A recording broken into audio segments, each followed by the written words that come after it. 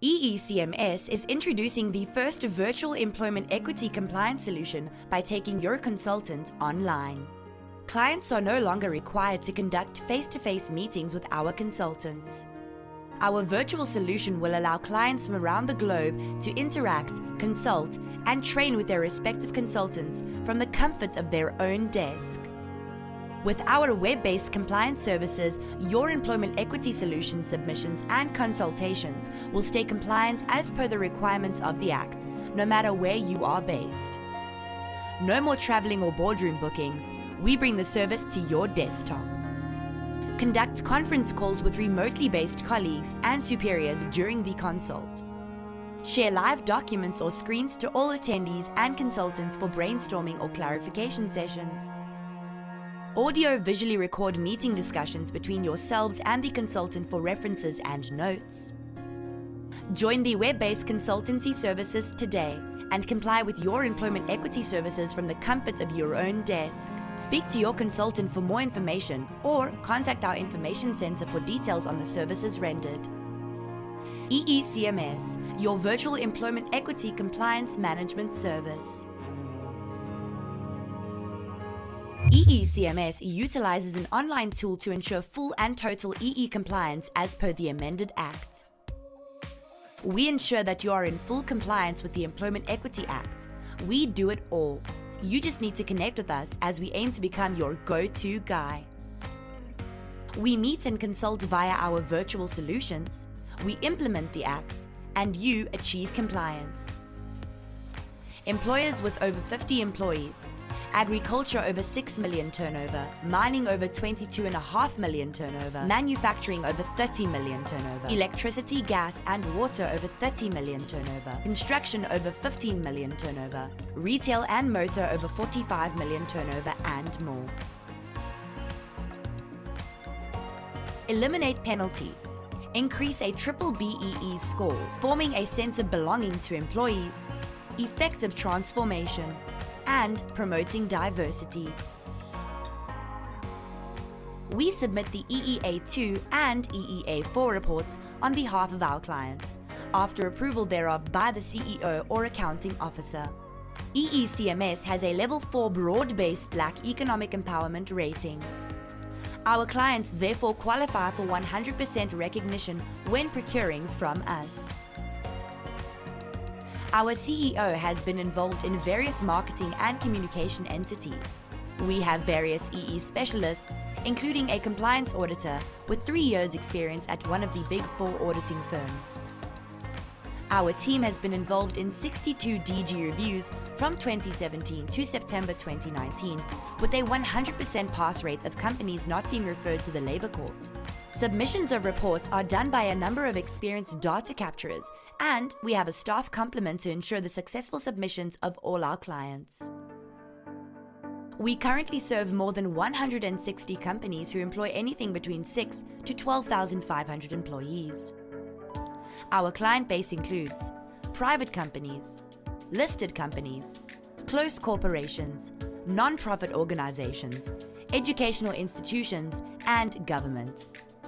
Clients' annual turnover ranges from very little to more than 1 billion rand, and we have a client base throughout South Africa. EECMS, your virtual employment equity compliance management service. Good morning, everyone. First of all, thanks a million for all the attendees here today. Currently, we see that we have 126 companies attending this webinar. My name is Pieter. I'm from a company called EECMS, a company dealing with employment equity, ensuring that all our clients are in total and full compliance with the employment equity legislation.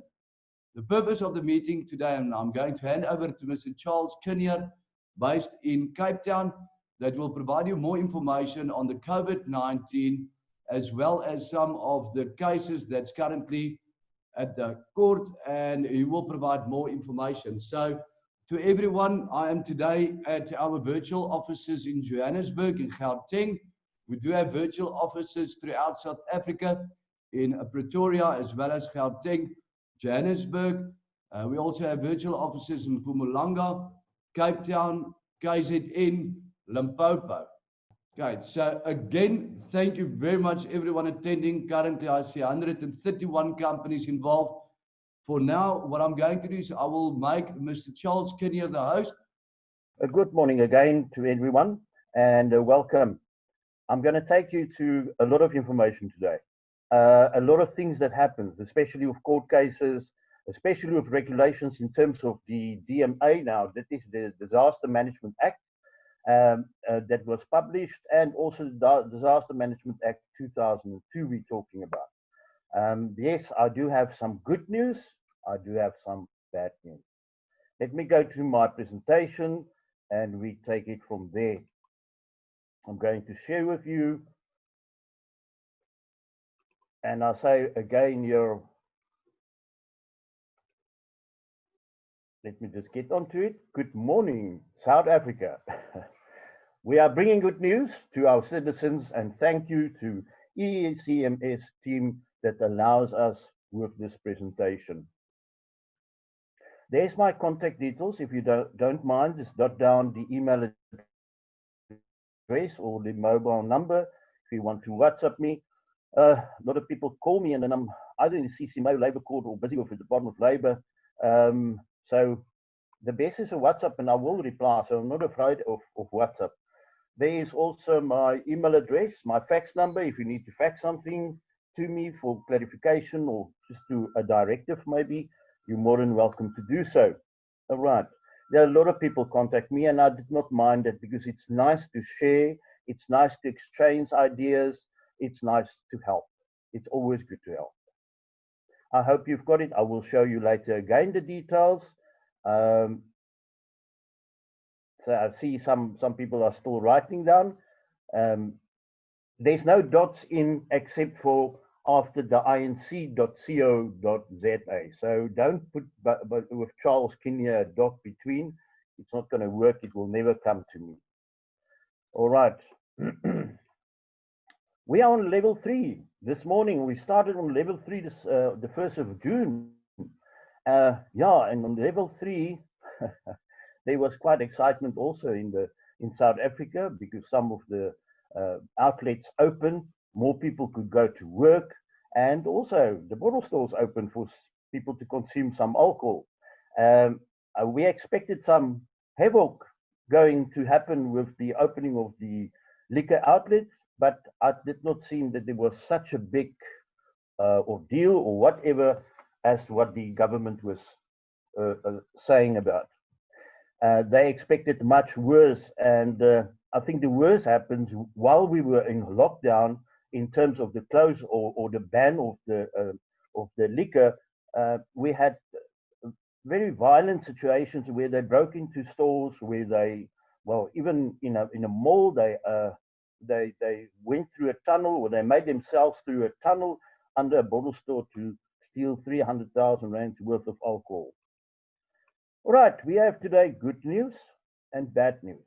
I'm not going to start with the good news. I'm starting with the bad news. So let's get that over and done. Sorry for that. And please, you must drink as much as you can vitamin C. Really, really, listen to me. It will help us. Okay, bad news. We're on 37,525 confirmed coronavirus cases in South Africa, as deaths jumped to 792. Now, the Minister of Health and Health has announced that South Africa is on that, and that was now, I think it's about a half an hour ago that they released these numbers. About the previous presentations we did, and I want to stand down on this, is that we had a workplace plan, a manual or starter pack to come back to work, everything, and policies, and that those things are not going to disappear. There's no relaxation on these policies and regulations at all. When I'm going to talk about the court cases in terms of the regulations, it's to do with the DMA, the Disaster Management Act. Do not relax on these regulations in the workplace. The virus is still with us, and please, I cannot reiterate more than that to say the virus is still with us. It's not gone. We are not in a healthy place.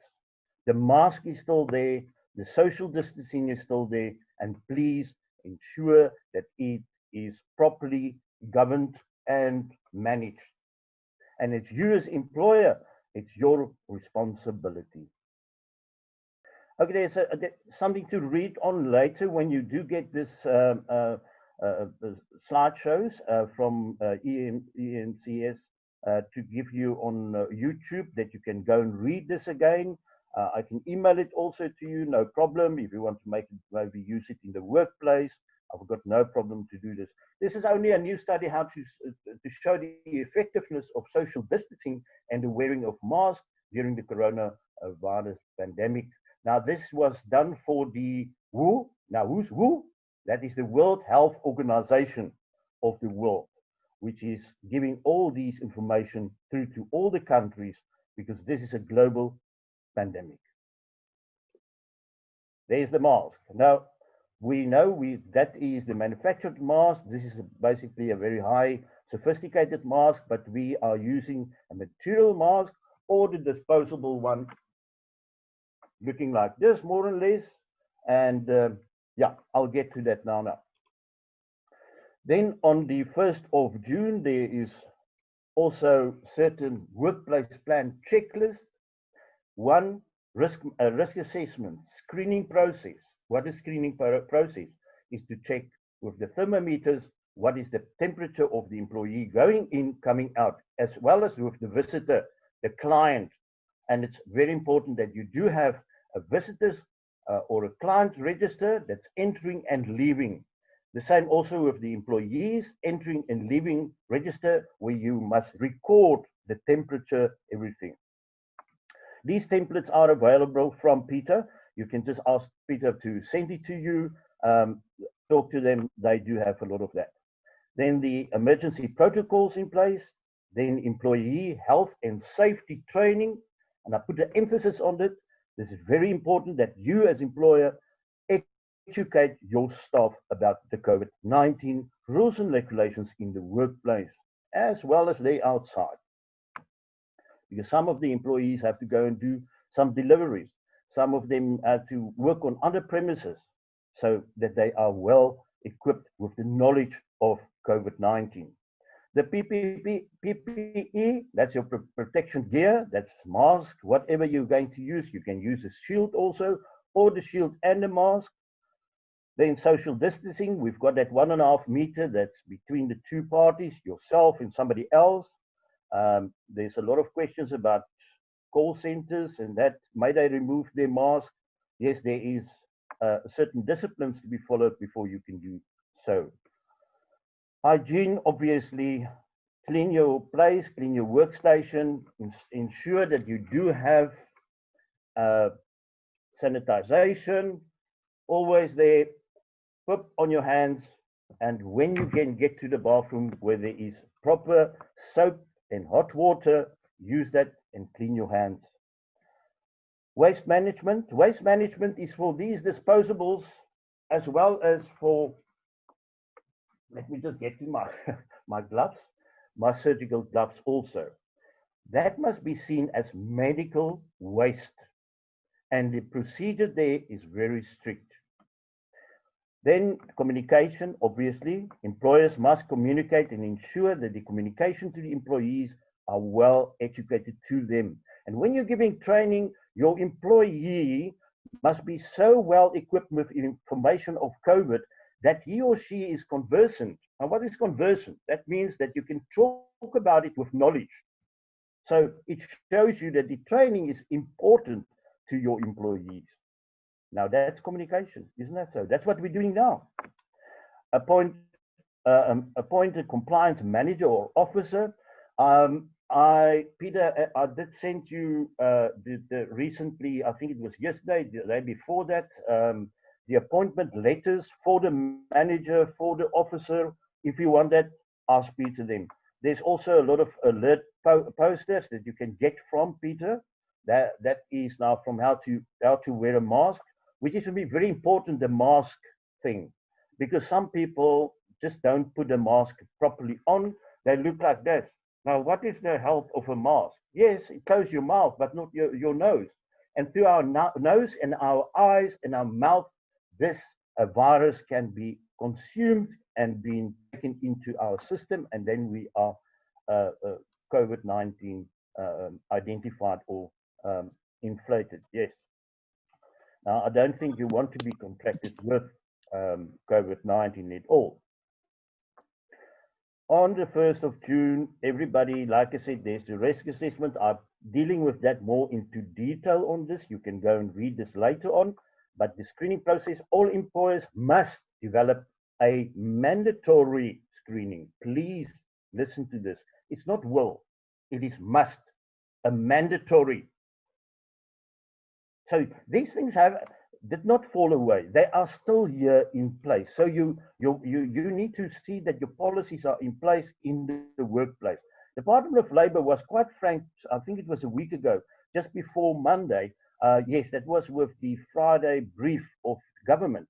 And the Minister of the Department of Employment and Labour was quite frank to say, my inspectors are going to the workplace back on the 1st of June. And my office is going to open at the 1st of June. And we're going to inspect the workplaces. So if you find you are not compliant, we will close your business. So don't ask for it, we will do it. So if your business or your workplace is not compliant with these regulations, I'm sorry, they will close you down. And they will tell you, get your house in order, and then we open your doors. That's our severity. All right. The screening process, I talked about that already. Your emergency protocols. Your emergency protocols make part and parcel of your rules and regulations in the workplace.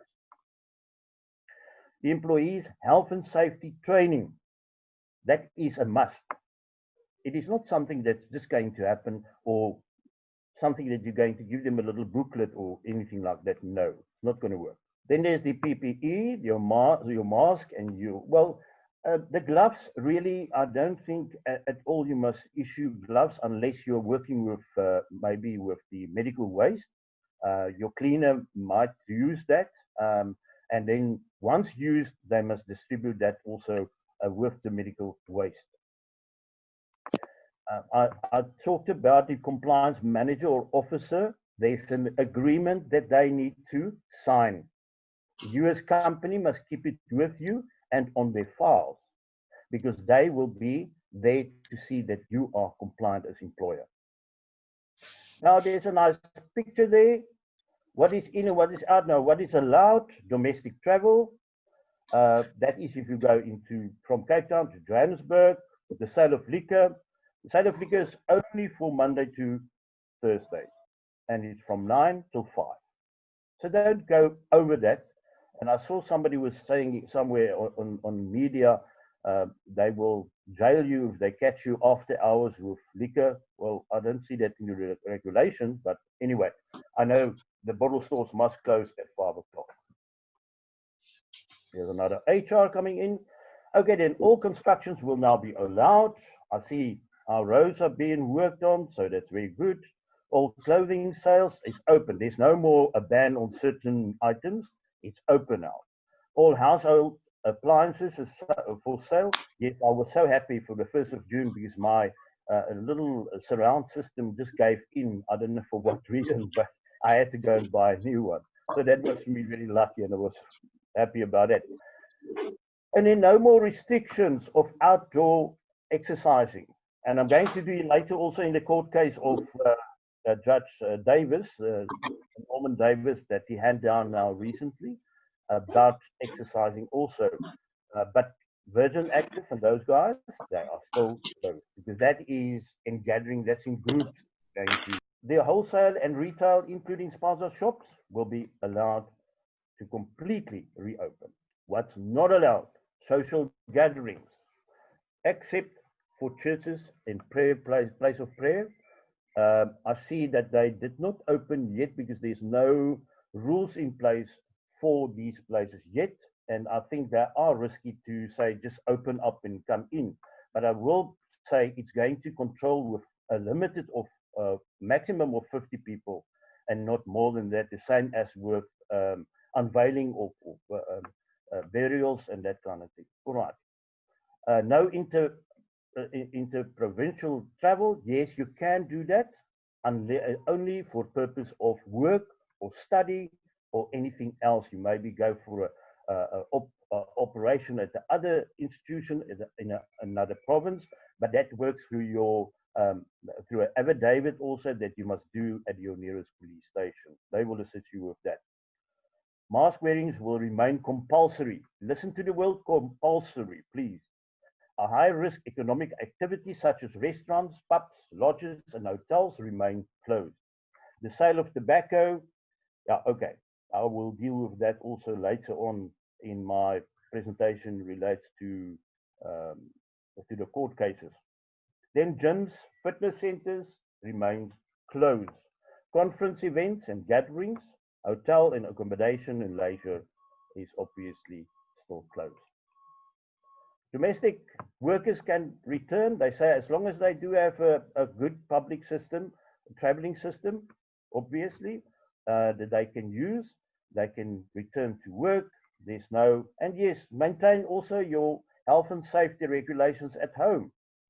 Remember, we do have kids, we do have other people coming to visit or just come in to deliver something, that we do apply the regulations at home also. It's not only applicable at the workplace. Now you can read about it. I just put in enough here information so that you equip yourself with the knowledge to that. What you are still to be banned, obviously, the traveling in interprovincial is debatable, because you can do it for business purposes, like I mentioned before. But leaving the country, while I saw also in the media, they were saying that they're going to open South Africa borders only in 2021. So let's see. Okay, the rest is there. Don't go to the gym. The gym will say, no, we're closed. Legally buy of cigarettes. Don't buy the illicit cigarettes, please. Don't support that.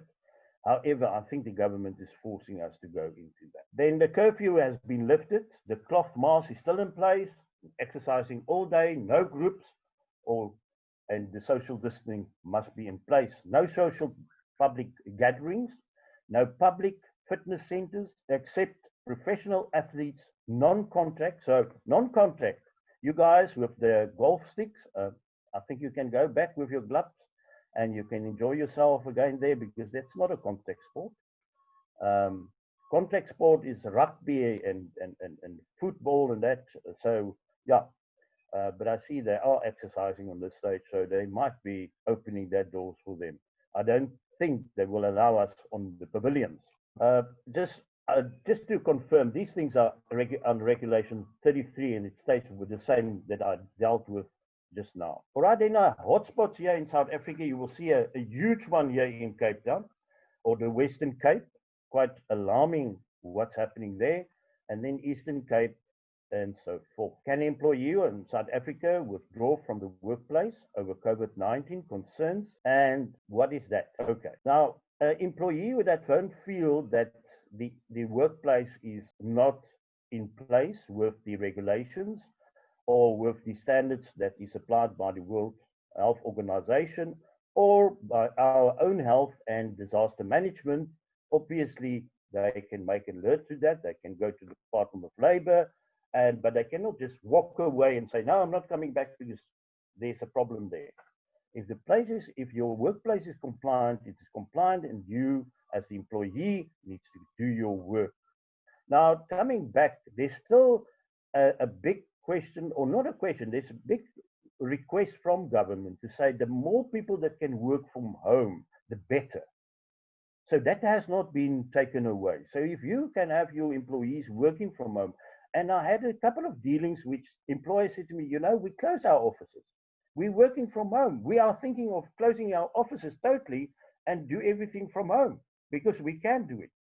So yes, but I think it goes from business to business. There you can read about that. That is very much, how can I say, well explained in writing here, that why you can say that the employment is not for you safe and that you're not happy with that and what to do. And employers can also understand and to make sure that everything is in place within the workplace. All right, then just something about Elmine Duplessis. She said I think it was just before the 1st of June, the pitfalls of emergency laws. Now, emergency laws and regulations, you refer to the DMA, the Disaster Management Act, we don't have clarity on the nature of directives and the hierarchies of legislation. They are below regulations. They might be laws, but they are not legislation. And you can read what is her commentary about that. Then the new transport law, rules, there you can see there is that you can now travel by air and which places are open, and also commuter services here in Cape Town. We do have My City Bus, which operates very well, but there's only limited passengers allowed, and obviously you must have your mask on to enter the place where they're going to pick you up, or the station, whatever they call it. There's a directive also on that. Now, the Minister of Transport, Mr. Mabalula, he said the other day about driver's license and vehicle license, that has been all suspended till about September. So there's a 90 days period that if your license expired or your vehicle license expired, there's a window period of 90 days. And it's also in here so that you can understand. Now, the trains is also operating Pienaarpoort and Pretoria Central, Cape Town Southern lines to Simonstown, then East London to Berlin, Port Elizabeth to Uitenhage, and the other commuter services. The directives also states that the Gautrain will continue commuter services on the following routes: Park Station to Hatfield and Sandton to OR Tambo International Airport. Right. Now, this on transport. You might have a traffic fine that you know there was a court date issued and you could not go to court, or the court was closed, or you could not get to the court. Now, what will happen in this instance is the court will still issue a warrant of arrest. However, immediately thereafter, the warrant of arrest will be suspended. But it is your responsibility to go to court and say, I missed my court date. Can I get another court date to come and pay, or to come and explain why I violate a traffic regulation? All right. So remember that it's not going to run away. It's not going to get into with a virus somewhere in the air. It's going to still be there. So that's what's happening. So the court will issue a warrant of arrest, and that will be suspended till after the lockdown. But it's for you to go and find out when is your next date. And don't relax on this, please. You don't want to get a knock on the door. Air travel, I've discussed that, the reasons for that, and it's well explained here. So when you get this information, you can read it and you can give it to other people also to understand. And there's about the licensing. You will see that the extension is for 90 days from the 1st of June. 90 days coming from the 1st of June. This extends to driver's license, learner's license, temporary driver's license, motor vehicle licenses, temporary permits, roadworthy certificates, and professional driver's permits, your PDP. So it's also for 90 days. All these things mentioned. Workers will now get their UIF money paid directly into their bank accounts. Yes, that is what the Minister of Labour and Employment and Labour said. They want to move away where they're giving the bulk of money to the employer, and the employer must then distribute to the workers. They're going to deposit it now directly to the employee. All right. They might come back to an employer and say, no, we're going to give you all the money. Just ensure that you send us the POP. That means proof of payment. You must still keep that proof of payment for record. Should the Department of Labour, and I'm going to keep it short with Department of Labour, come for inspection and say, we want to see that you did pay over the money that we gave you to your employee. So with this effect, remember that also there was a question in level 4, or not a question, it was a request from Department of Labour to say, please advance the money because we're going to pay it to you. But now it's different, they're paying it directly to the employee. And the employee and the employer, once this lockdown is finished, or once they are saying, well, we are back to work, please, and getting the same salary as they previously did, please inform Department of Labor immediately. It is an offense to accept money from UIF and your salary if it's not approved by Department of Labor. The benefits is being paid out within 48 hours. That was my information that I received yesterday from Department of Labor. They say they are now in such a capacity to deposit money as the applications come in. Immediately they can then process it, provided everything is attached to the application. And employers must still do the application on behalf of the employees. The employee don't go to the Department of Labor, the employer need to apply for that. Well, there's it said that some of the backgrounds of what happens before, and there was a problem with Department of Labor's fiber lines. I don't know if it was cut or what, but there was a problem and they could not pay it out. But I believe that May is still open, and it was also being processed now beginning of this week. So that is in place. Now, okay, let's go to the good news. Remember when I said the regulations in the workplace did not change. There's no relaxation on that. They did not relax anything on that. The workplace, because it's a joint effort here between your occupational health as well as COVID-19, they go hand in hand. And these regulations stay in place. The current court cases against the NCC, now that's in the National Command Center, where you will see Minister Dlamini Zuma, the President, and so forth. The first court case, permits versus CIPC. This morning at about, I think it was 6 o'clock, I received an email. Look like we're not going to get a permit. Do you need a permit? What's the space? Regulations are unconstitutional. What regulation? Watch the space. The government makes a second attempt to delay the tobacco ban court case. The state attorney says it's impossible for the government reason and record of decisioning to be ready on Wednesday. They say they cannot read so much papers till, well, yesterday. The DA is taking the government also to court in two separate cases.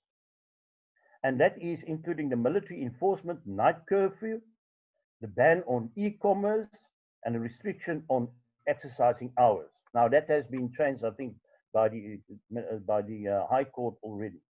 The High Court in Pretoria has ordered on the 3rd of June 2020 that any person who has tested positive for COVID-19 cannot be forced to quarantine or be isolated at the state facility if that person is able to successfully self-quarantine her or himself. The order was handed down on Wednesday following an urgent application by AfriForum, who challenged the legality of the regulations that forbid self-isolation.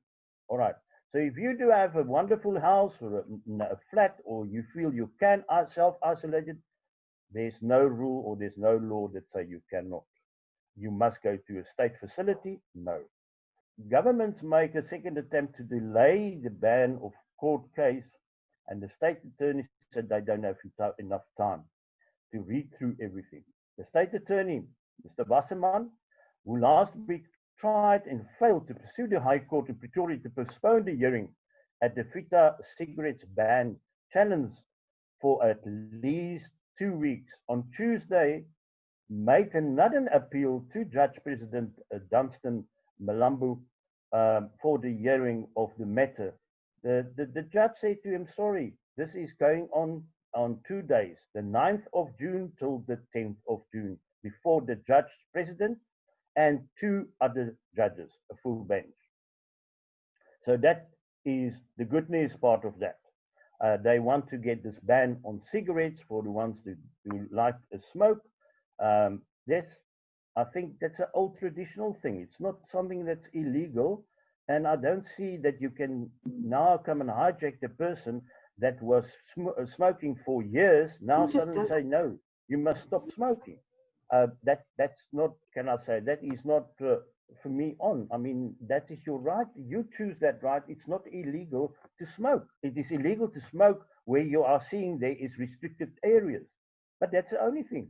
Okay, and you can read on about that, but also said that the ban was out of step with the vast majority of countries throughout the world and has slammed the government for its alleged failure to rationally explain why it imposed the ban in the first place.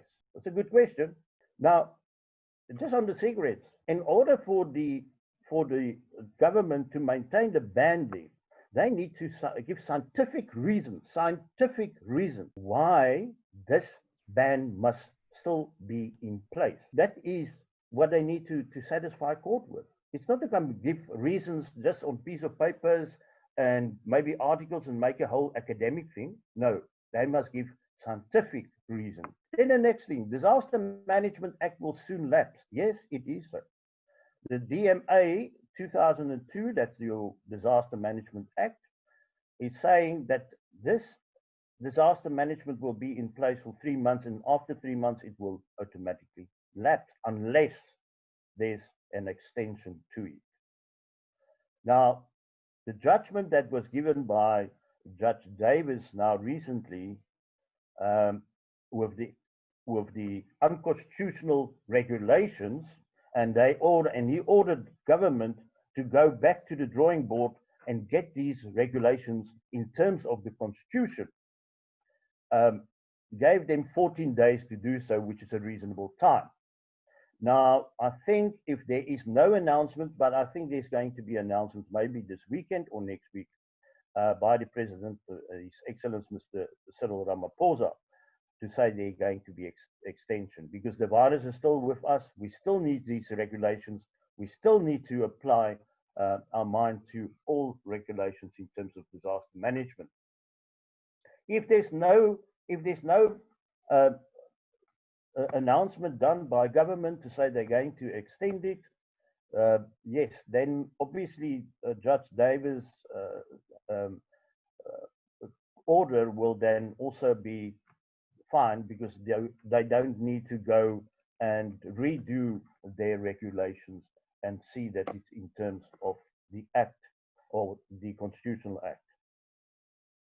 Now, the judgment handed down by the High Court followed the urgent application brought by the Liberty Fighters Network, LFN, and the Hola Bona Renounce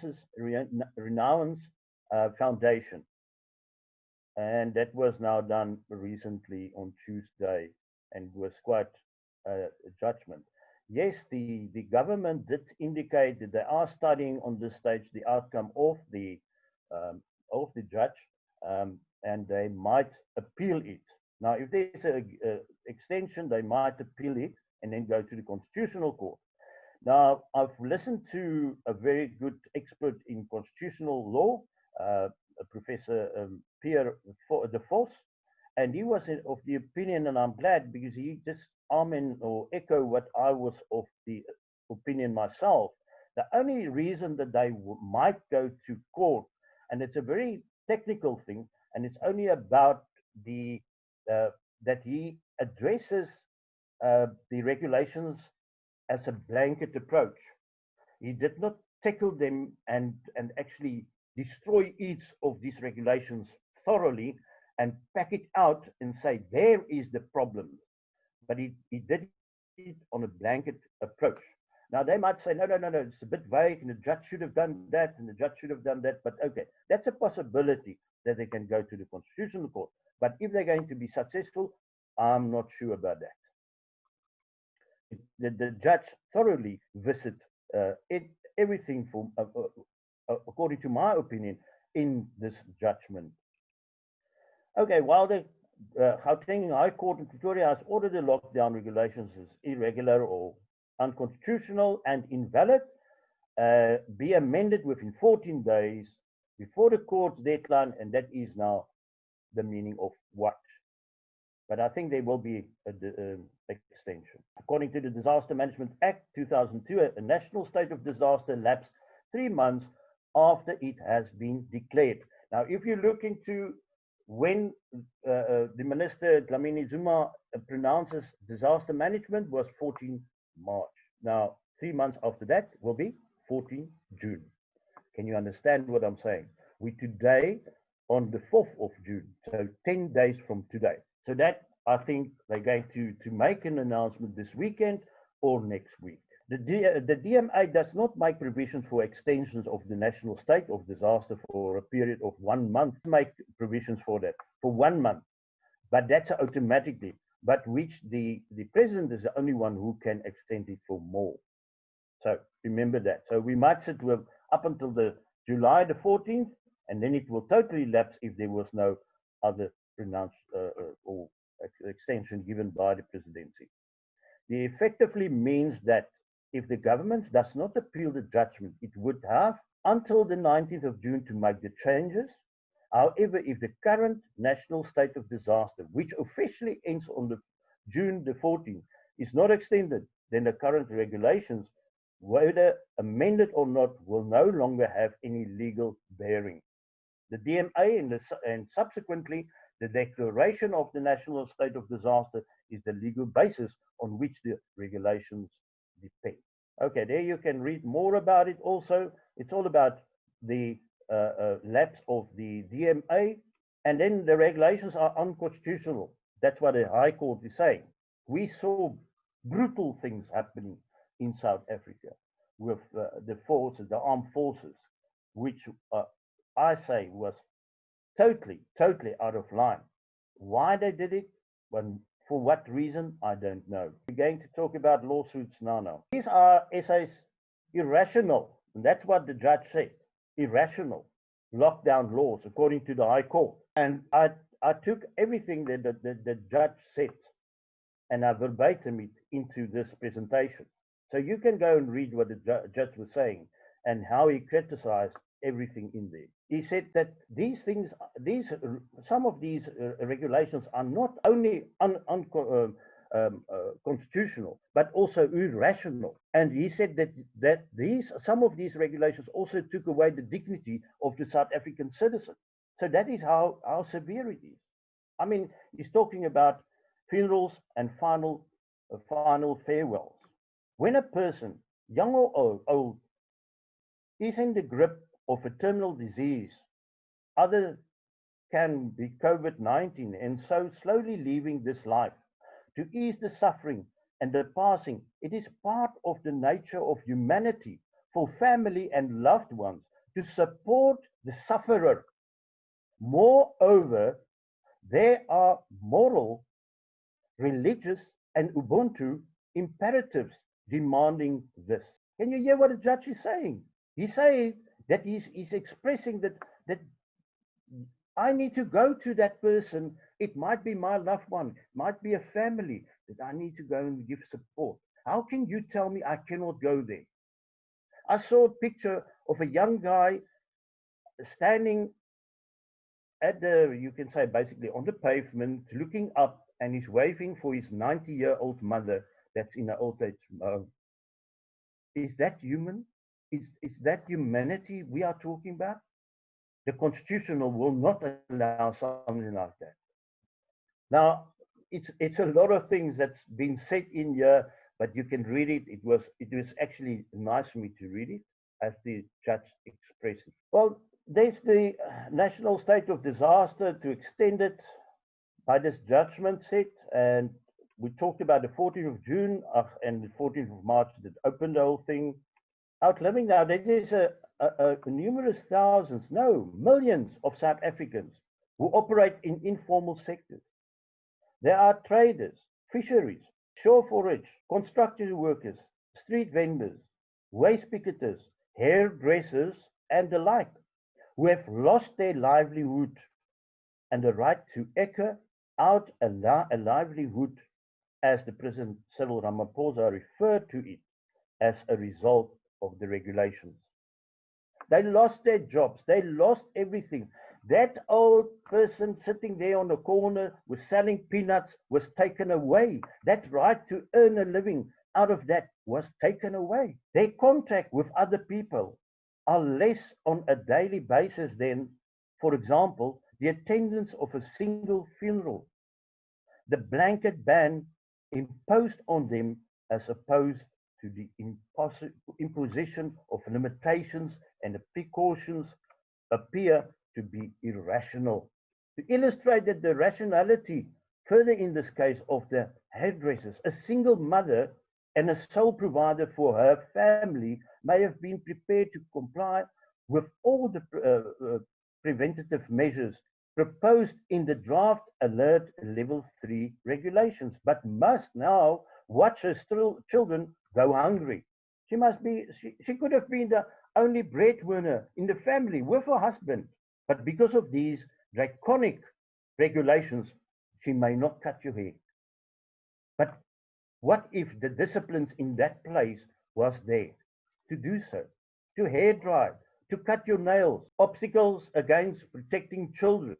There were also numerous complaints referring to in the papers about Regulation 34 placing the irrational obstacles in the way of those responsible for children or in the position of a caregiver or caregivers of children to see that their best interests are catered for.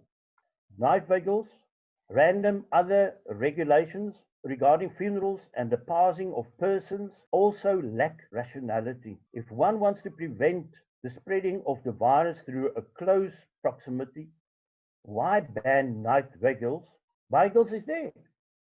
Will not impose time, distance, and close caskets prohibition.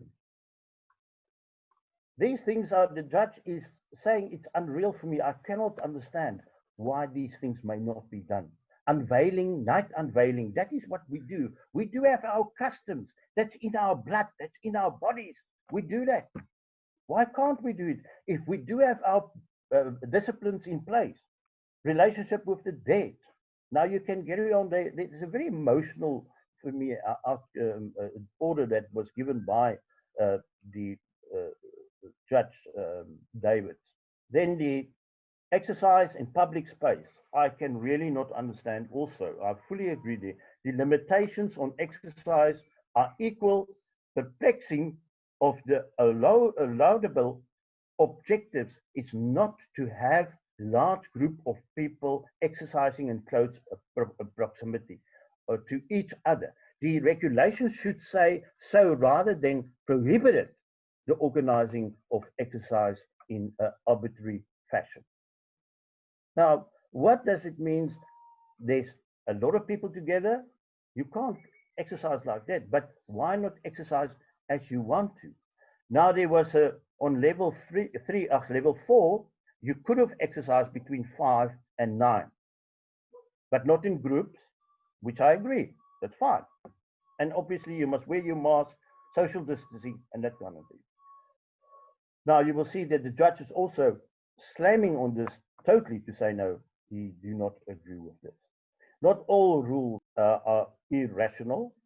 Despite these rules, failure of rationality test, in so many instances, there are regulations which pass muster. The cautionary regulations relating to the education, prohibition against the evictions, initiations, practices, and the closure of nightclubs and fitness centers, for example, as well as the closure of borders, all appear to be rational, connected to the state objectives. There he said, that is for me fine. I accept that. The clear interference I draw from the evidence is that once the minister had declared a national state of disaster, and once the goal was to flatten the curve by way of trading or limiting the spread of the virus, all very commendable and necessary objectives.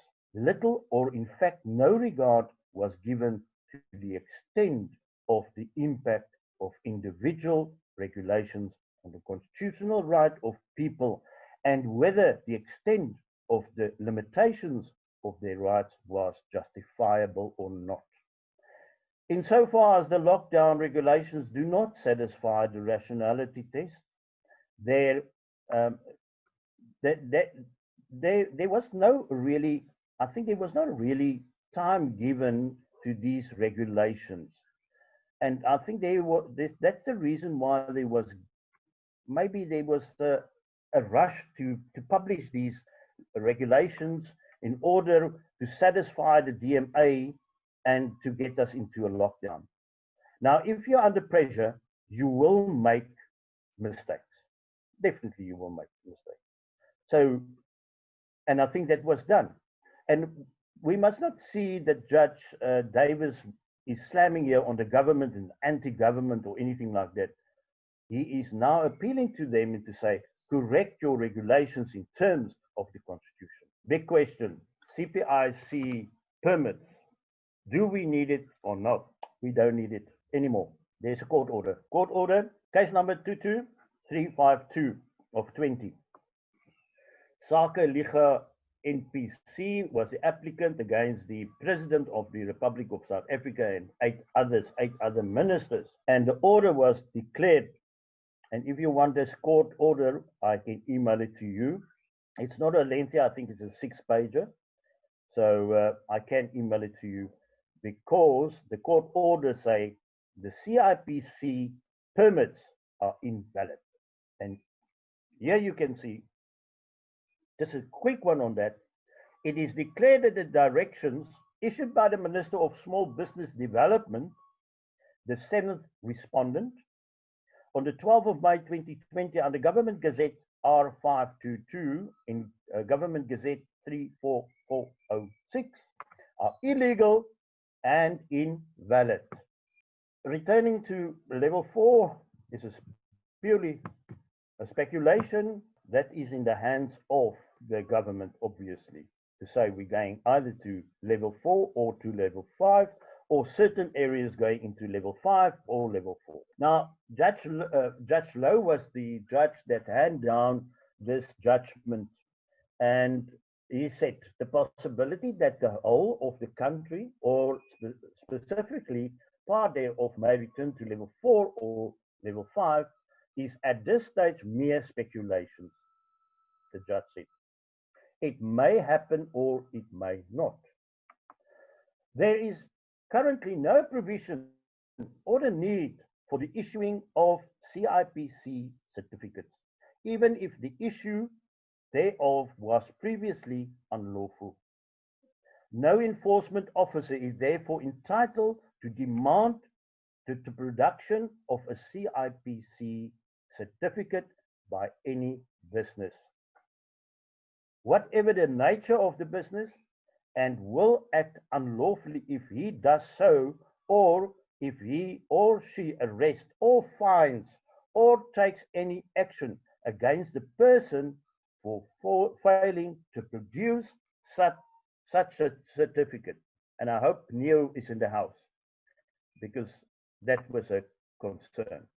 And that is your answer. And it's not me saying this.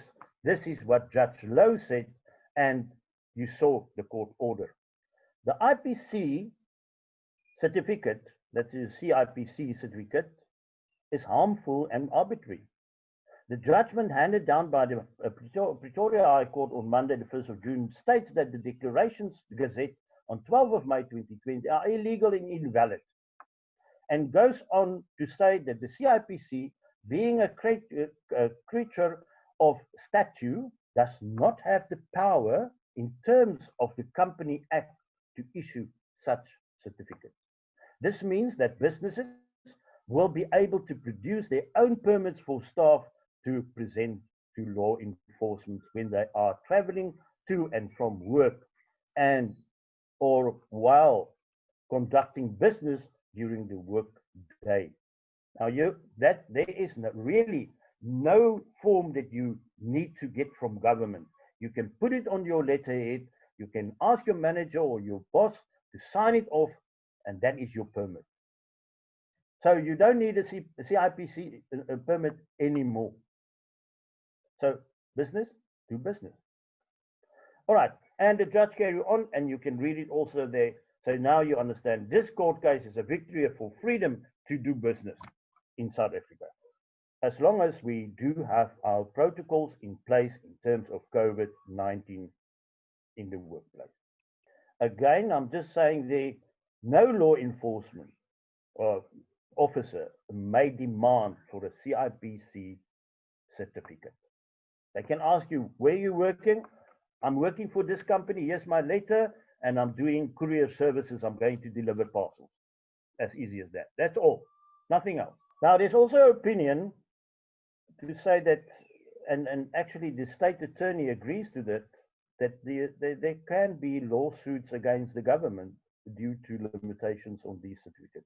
You will see also here that I marked here in red, which is very serious, is that Sakeliga point out that as a concurred by the state's attorney during court proceedings, businesses and persons who suffered or suffers harm because of unlawful requirements, such as the produced CIPC certificates, could consider suing for damages. Suing for damages. Watch out. Here comes it. Sakeliga wishes to thank its members and the public, all business owners who've supported this application. There was a lot of people that support them for this application. And so far, so good. I don't have anything on alcohol, unfortunately. The only thing that I do have is about the permits, about our movement, and that you now can exercise any time of the day, and there's no curfew. Curfew is illegal. It is not valid. And that is my story for today. And I hope there was some good news. Unfortunately for the bad news, it must be there. The bad news will stay with us as long as this virus stays with us. But I always say, be safe and take good care of yourself. It's only you that can ensure that you do not get affected by this virus. And please care for others also. Thank you very much. We are going to open now for questions and answers. Pieter, are you okay there? Okay, first of all, I know there's quite a number of them that do not have the policies. As I have my email address, if you need the policies, please send me an email at cp@eecms.co.za. That's CP, it's for Charlie Papa, at eecms.co.za. Just pop me an email and say, Pieter, EECMS, please quote on the relevant policies. It's 2490 Rand ex-VAT. And then just to inform everyone whilst we're in this meeting, first of all, Charles, thanks a lot for your time. We really do appreciate. I see there's about 22 questions that came through on the chat room.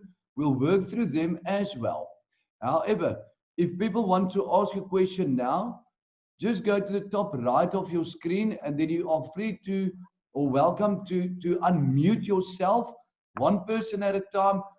Feel free, ask your question. Everyone in this session, the 124 companies attending here today, will be able to listen to your question as well, because it might be a question that someone else might have wanted to ask as well. And then when Mr. Kinnear provides the answer, everyone will have the answer as well. So definitely welcome. You can proceed with the questions. Thank you very much. Listen, my question is on flying. I'm in the Northern Cape, situated in the Northern Cape, and I've got people that's working for me in the Western Cape. What is the rules and regulations? I've got my own plane, so I'm flying myself. What is the rules and regulations for traveling over provincial borders with your own plane or flying? Okay. Yeah.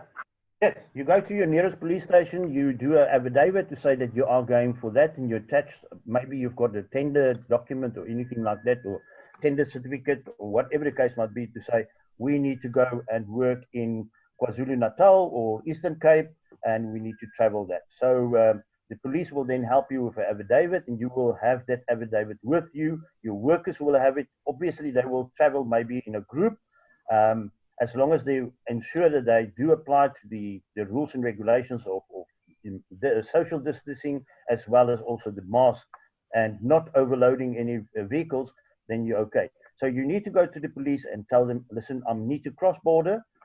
Cross border means interprovincial, and you can do so at your nearest police station. Charles, just maybe to clarify a little bit more, Mr. Thomas has his own aeroplane. So I think if you can just elaborate, is it the same rules that do apply when you fly interprovincial with your own aeroplane? Same will be applicable even if you take a domestic flight. Domestic flight, you also have to do an affidavit before you can go from, like I said, from Cape Town to Joburg, because that is interprovincial exchange. So obviously you will need to go to the police station, do your affidavit and attach the need for that. Like I said, you might go for medical reasons, you might go there for schooling, you might go there for university, you might go there for business, as long as you can prove something to that event, and that's it. Thank you. All right, you've got your own aeroplane. The same thing will apply there, because obviously your aeroplane is parked at the facility that's also for other users, and they will tell you that, well, the tower will tell you to take off, you need to provide us with your authority from the affidavit and what so forth. So, and then you will have to give that to them. But just, they can make a copy and you keep your original with you. Usually it's from unmanned to unmanned, normally. So yeah. there's no one that's going to check in any case. So you only have to have the permit with you or the affidavit. Yeah, that's right. Thank you. Pleasure. Thanks a lot for that, Charles. I see there's a question here from Gerdes. Hi, Pieter, can the red mark be removed from the presentation? Yes, we did already pick that up. Our production team is also attending this webinar. Mr. Marius already picked up on that. When I email everything to you and when we place it on YouTube, that red mark will be deleted and will not be placed in the presentation. Then we have a question from Yvette. Charles, do we need to issue employer-issued permits to all staff returning to the office? Yes.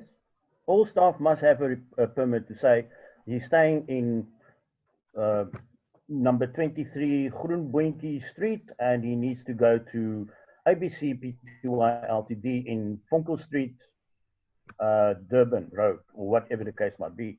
And he is employed, permanently employed with this company. Sweet and short, as long as I can see what's the distance traveling, that's all. Now, I see there's also, Pieter, can I just come in here quickly? Yes. I saw there's also a question that was posted here on the group. Yes, you can use your old permits that you used in level 4. I hope that answered your question. Okay, then I see there's a question from Sonia. Is thermometer screening compulsory? Should all employees be screened before work with a thermometer? Yes, that is the only thing that you can establish whether there's a problem with the temperature of that person individually. Well, that's the best also to use, and I will recommend that you use the thermometer. You know, they say you can relax a bit on businesses who have less than 10 people, but when it's more than 10 people, and you do have fleet of customers or visitors, I would say it will be compulsory. Yes. Thank you for that, Charles. And then from Ms. Zandra Strong. When will the regulation be published regarding self-isolation being sick leave announced by the Minister on the 29th of May 2020?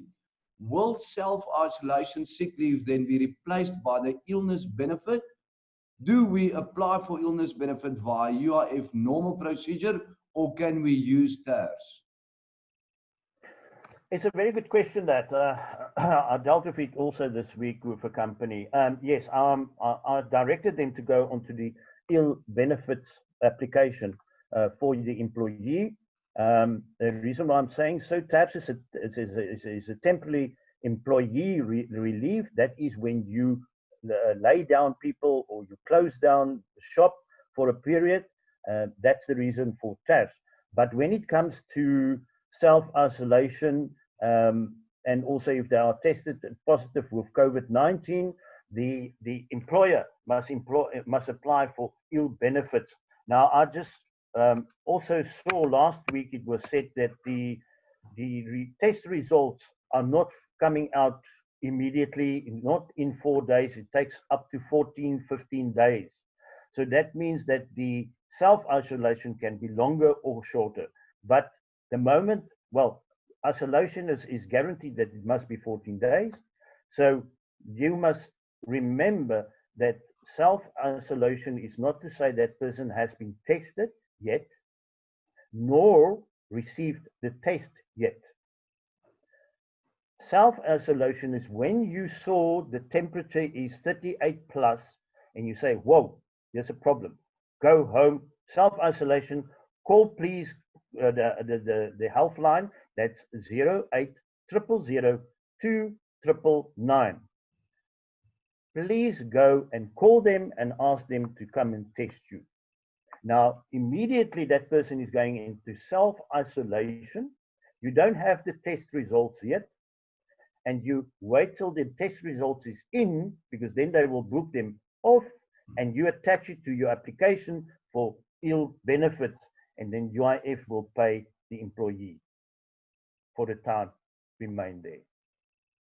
Thank you, Charles. Then I have a question here from Renee. I think it has been answered, but just to confirm, the question is, do people need permits to travel? I have heard that people have to, and then I was given a report that they were not needed. They don't need a CIPC permit. They need a permit from you as employer to say you are sending Charles and Pieter to go and work in Johannesburg on this project or for that reason. Thanks a lot for that, Charles. Then from Amanda, if a company has more than one site, must there be a compliance officer for each site, or only the one for the company with the one plan covering all the other sites? Yes, there must be an officer at each and every site. But now, remember, you're not going to employ somebody specially to be a compliance officer. You use one of your current staff and train that person, and will accept the responsibility of a compliance officer. You don't go and employ another person just to go and sit and see, you wear your mask, you are wearing your gear that you need to, maybe your shield or whatever the case might be. No, it's your current staff that you will equip with the knowledge how to be a compliance officer in terms of COVID-19. Thanks a lot, Charles. Then, Charles, maybe you will have clarity on this from Mario. We have a question. Can anyone recommend me a good, recommend me good thermometers? Please, I'm having a lot of issues with the two I have bought. Mario, I don't know where you bought yours. However, I know there's a lot on the market, and I found it, I saw some tests that was done. Now, some of the thermometers that they tested, there's a 0.1 differentiation, but that cannot be major. However, you can buy from Checkers. They do have a very good one.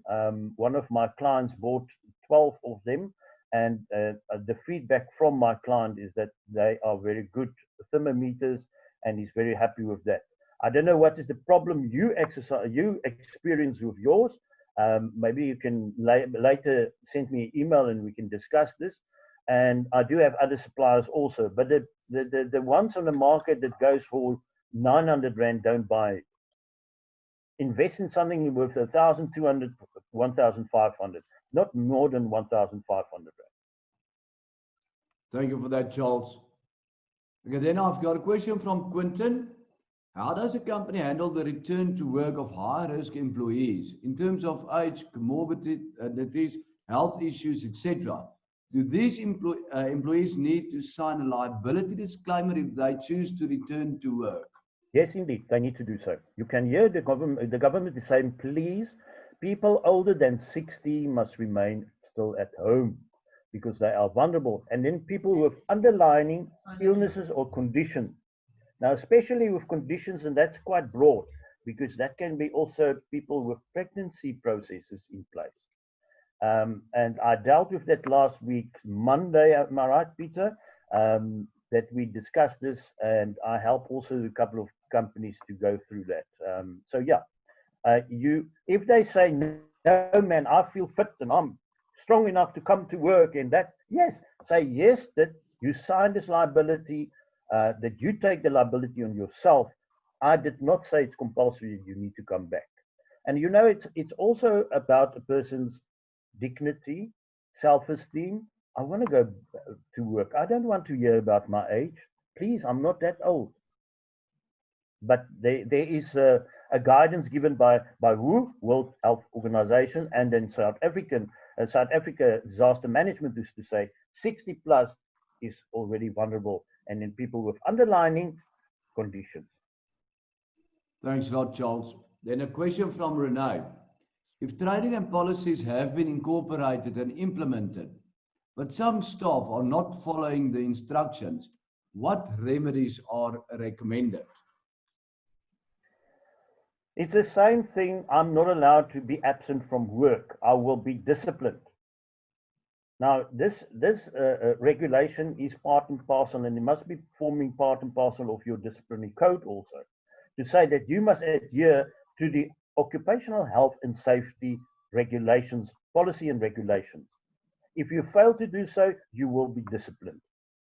And that must be said to them in that training. They need to understand it, and they need to understand what are these regulations and the policies also. But yes, you can discipline them.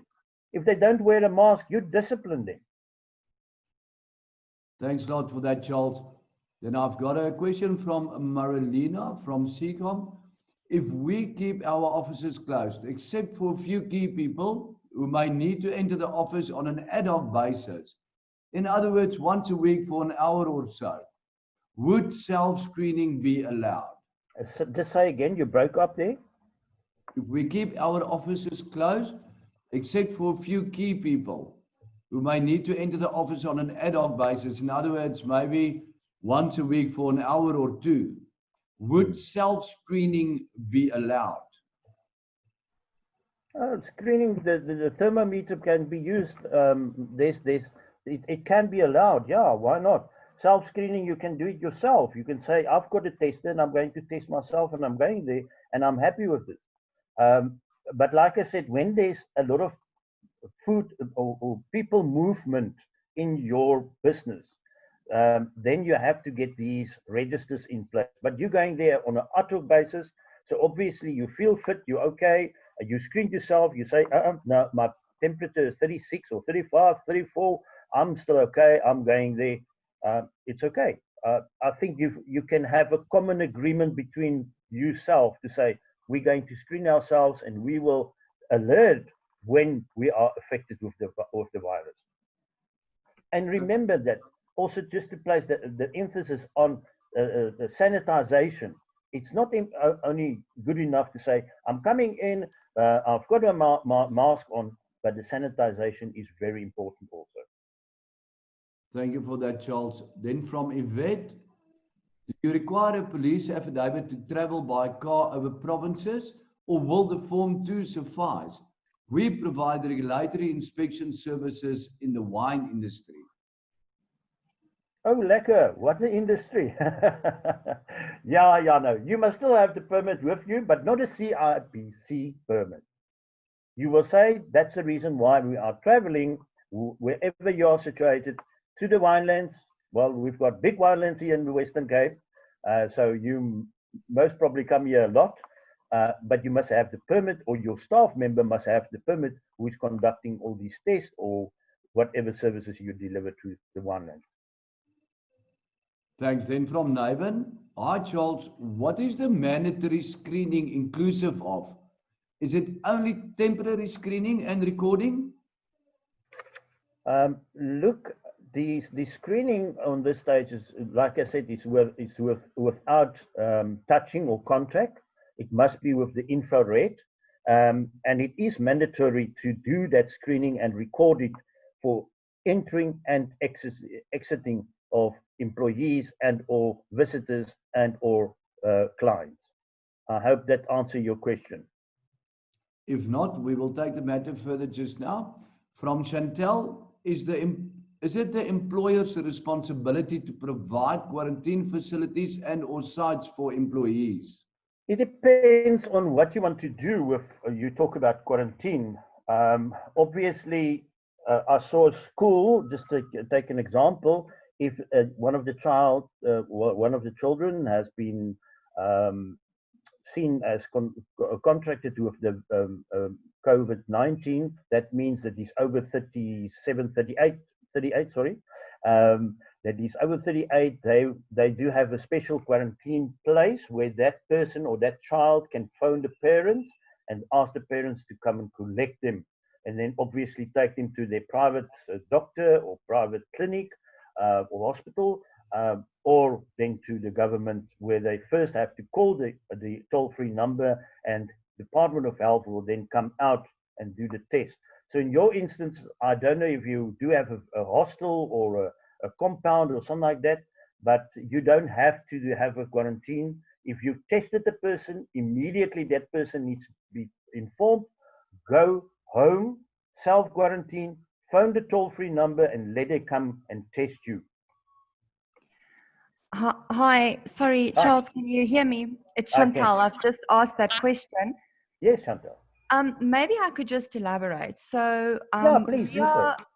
we are a radiology department in hospitals. Right. And I'm specifically referring to if we've perhaps had an accidental exposure, where to be safe, we send the people to self-isolate. Is it my responsibility to ensure that they can actually self-isolate? Well, self-isolation, like I defined it earlier on, is where you do have a proper place of stay that you can do self-isolation. It's not your responsibility as employer to see to the isolation, but you need to understand if they do not stay in a place where they can self-isolate, that you can ask them to refer themselves to a government isolation. Thank you. Does that answer your question? That answers my question. Thank you. Okay, you're welcome. Thanks a lot for that, Chantal. Then from Amanda, Charles, can TARS be applied for a high-risk employee who cannot work in a specific environment and not redeployed to another workspace? Yeah, you can do so because you're going to temporarily lay off that person. So you must do an TARS application for that person or persons. Okay, thank you. And then from Mandy, Charles, we had this in the previous 3 sessions as well. What are your thoughts on using Aircons during this time? Aircons is a dangerous thing, very much, because you've got filters. Either it is in-house filter, that means that it circulated the air within where you're sitting. You do get Aircons that runs through other filters that blows and take in the air from outside, but it's very, very important that you make contact with a health and safety specialist to come and advise you of the filters used and the aircon you are using. But I will not recommend the in-house aircon. That means the ones that circulate the air within the space you are working. The one that's more industrial kind of the one that you will get into bigger places like your malls and that. Before you use that, please make contact with the health and safety specialist to come and inspect your the aircon system and whether your filters are correctly and working properly to actually try and avoid these making contact with the virus, to put it that way. So yes, you have to see that there's filters, but I will not recommend the ones that's mounted on the wall that just circulates. No, it's not good. Thank you for that, Charles. Then from Ursula, please, Charles, could you elaborate on you mentioning that self-isolation might be longer than 14 days? Okay. Yes. Now, one of my colleagues was contracted with, and it was good for me. It was a good exercise with COVID-19. Now, what happens with her? She was tested at a place, and they said to her, "Whoa, you can't come in. We see your temperature is too high. You must go in self-isolation." She immediately went back home and then do self-isolation. It took her 4 days before Department of Health arrived there to do the testing. And then after the testing, it took them 9 days to get the result. So can you see now? That's 4, that's 9. We're already on 13 days. Now they can go and say, okay, yes, your test results, yes, your sick certificate, you are now only coming back day 21. I hope that answers your question. Thanks a lot for that, Charles. I received. Hi, Charles. Hi.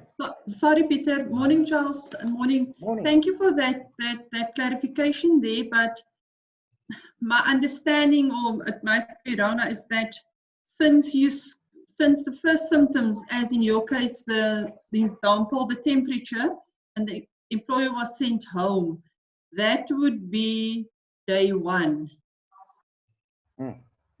Correct, yes. And then 14 days later, even though the test was done much later, and that's where the confusion is a bit.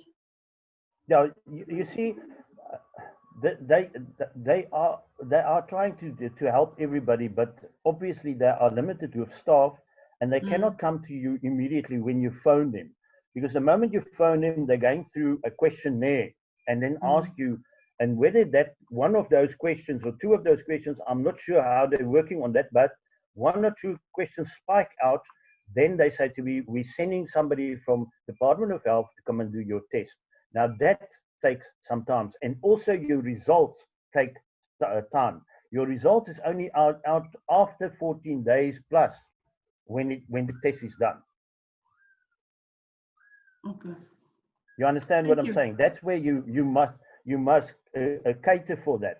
But the UIF ill benefits will pay out for that whole period that person is isolated and to get healed with this COVID-19. Thank you, Charles. Pleasure. Thanks a lot for that, Charles.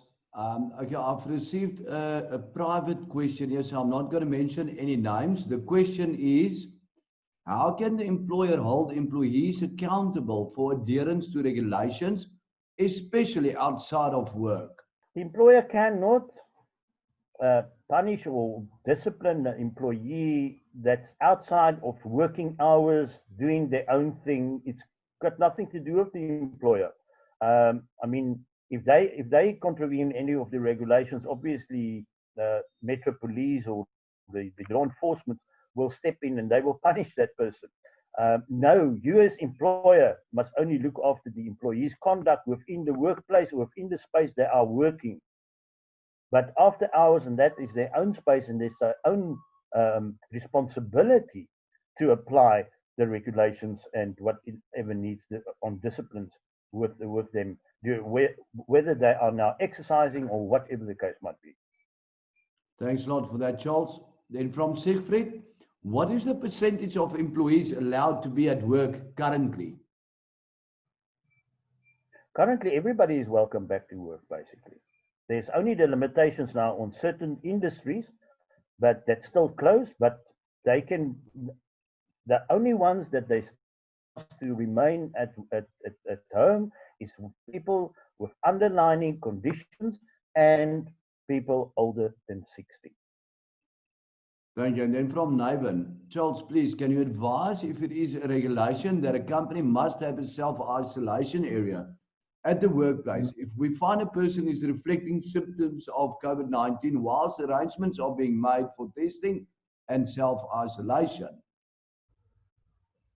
Now, you don't have to have a space for self-isolation. You can immediately ask them to go home and self-isolate, like I said, and phone the toll-free number, and the Department of Health will take over that responsibility. The only responsibility lies with you is that you apply for them ill benefit. And then from Claudia, what happens if an employee does not show, sorry, just give me half a second, there's a couple of questions. What happens if an employee does not show any symptoms? I've heard of a couple of cases where people have tested positive, but with no fever. I have not. I can tell you one thing. I did not experience anything like that. This is the first question or the first statement that I can hear about that. Only out of experience and through some of my employers or clients is when the person was tested with a thermometer, that the temperature was higher and asked to be removed from the premises and go into self-isolation. So I'm not sure about that, and I think that's a medical question, and I'm unfortunately not a medical practitioner. Okay, now 100% understood. Then from Carol, people who are sitting in their own offices who have aircons, can they use those aircons? They can use that aircon. You know that once again, is the aircon serviced? Is there a filter in place? Obviously, you must understand there might be people coming into your space of work, but I would say your danger is less. But say, for instance, you've got a call center, and that is my main concern, where there's more people in one room, 4, 3, 2, 5, whatever, and you use these wall-mounted aircons, then it's a bit risky. But when it's like in your office and you feel safe with that, I would not say, and you wear your mask and your disciplines is in place, why not? Thank you. Then from Marilena, with regards to biometrics, how do you make that COVID-19 proof as per the regulations? Marilena, if you maybe would like to elaborate on your question there. Yes, no problem. Fingerprint kind of attendance register or yes, so it is a system. Yeah, it's a fingerprint machine, and in the regulations it states that either you need to replace those as they're unlawful, or you must make them COVID-19 proof, but nowhere does it tell you how to make it COVID-19 proof, because obviously it's a huge cost item to companies. For sure. To replace them. That's number one. You know, when you go into a shop and you give your bank card and they wipe off that little machine, they wipe your card, everything, and they insert it. So those principles must be in place, and that's not unlawful because you make sure that it's sanitized. Does it answer your question there? Thank you. Thank you. Then from Mario, if we have someone with an underlying condition that has agreed to work during the time, and we have put them in their own office away from everyone else, is this fine? Yeah, but like I said, there must be an agreement between the employer and employee to say, I'm here under my own conditions and I accept liability, and I will not place any liability on my employer if I contracted the COVID-19. Though I do understand that they try to avoid people with age not to come into the workplace because of vulnerability. That's it. And it is a signed document, no problem. Thank you. And then from Peter Miller, we have a question. If the person has a high temperature, can we wait for 5 minutes, then check the temperature again? Yes, you can do so. You can do so. I was making the example, I think it was last week or week before that, or with somebody else, I can't remember anyway, is that to say that, you know, you can say, listen, oops, here's a problem.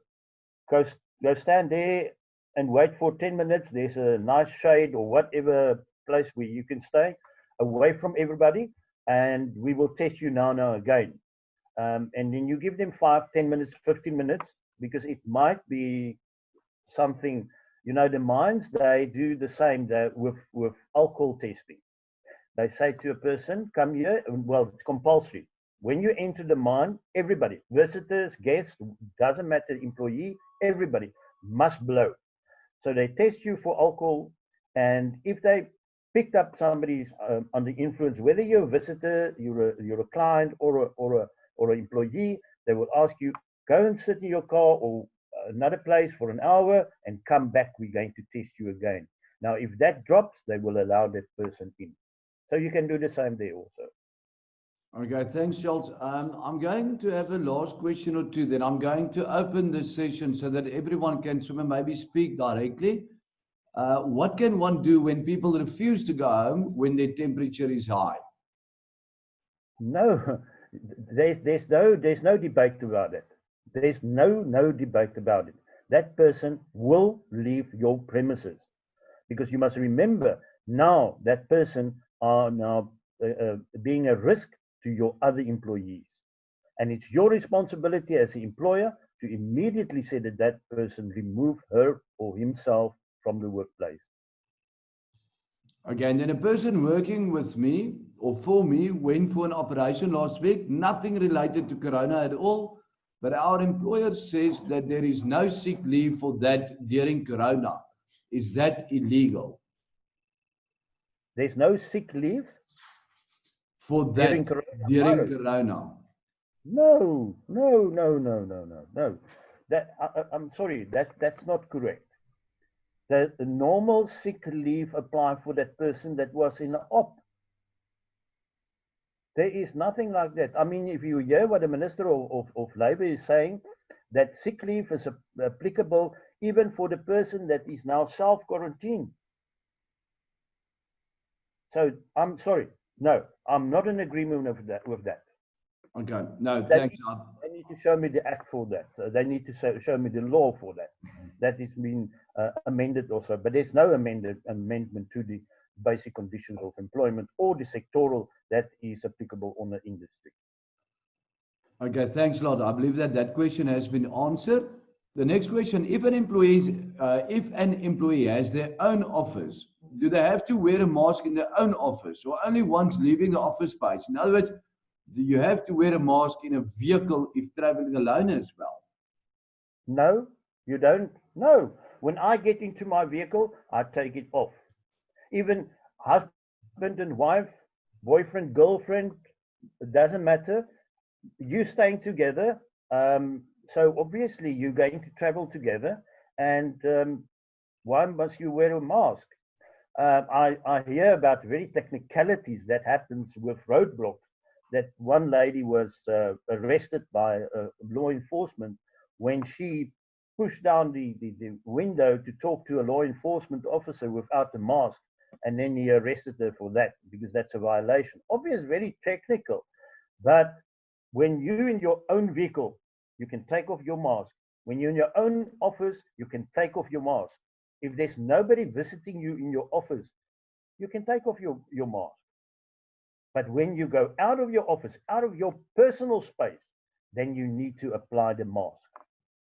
Thank you. And then just before we go to the open Q&A, just to confirm, Charles, we can send staff home for failing any of the questions on the risk assessment, yes or no? Yes, you can do so. Okay. Charles, I think if you can maybe just stop to share your screen on your side. Sure. Sorry. No worries. Then I think there's still 98 companies attending.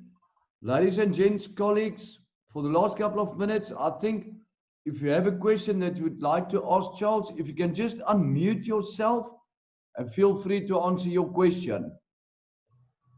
You can just go to the right top of your screen and say unmute.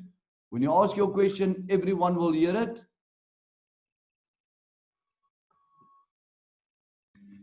Hi Charles, this is Elena. How are you? Good in yourself, Elena. I'm good, thanks. Charles, I have a question pertaining to myself actually. I'm a single mom and I've been going back to work but also working from home. But now, because of the school conditions, we are forced to employ an au pair full-time and a domestic worker that comes in on a daily basis and the gardener. Do I need to safeguard myself with these policies? Does this apply at all to me, or is this only in the corporate environment? Now, obviously, your gardener as well as your domestic is coming from another location into your place. So you need to have also those disciplines in place at your house also. Well, you're a single mom, you've got children. Well, my policy at my house is that my domestic is not coming to work yet. I'm still paying her every month, but she's not coming to work because she do have children, and I don't know what is the conditions on this stage. And I don't want to, how can I say, I don't want to make a big issue about it, but I think you do have a need for a domestic. So yes, you have to still sanitize a face mask at all times.